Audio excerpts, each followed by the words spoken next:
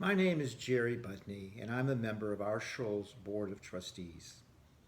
This week's short parsha, Tazria, discusses in gory detail certain contagious skin diseases. The Torah devotes substantial space to the diagnosis and containment of those diseases because it was important that one person's affliction not be allowed to turn into an epidemic, infecting the entire Israelite community. As a result, the Torah directs that anyone with certain described symptoms must be reported to the high priest or to one of his sons.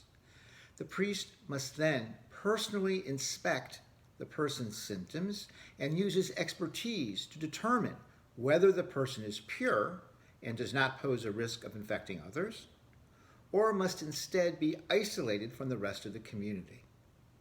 Isolation is required not only for people whom the priest has determined definitely have been afflicted with a highly contagious disease, and as a result must live outside the Israelite camp, but temporary isolation within the camp is also required for those whose symptoms create uncertainty over whether or not they have been afflicted with a highly contagious disease.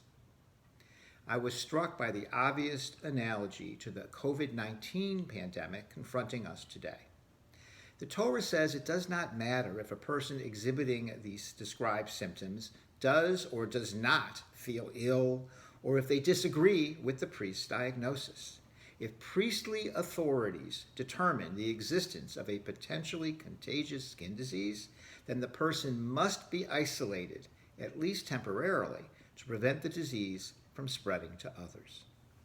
I believe that this teaching in Parshat Tazria can be applied today to determinations by scientific authorities, whether isolation through compliance with mask, social distancing, and quarantine mandates is needed to reduce the risk of further spreading the contagious COVID disease. It never ceases to amaze me how our Torah, written thousands of years ago, continues to teach us lessons we can apply to our lives today. Shabbat Shalom.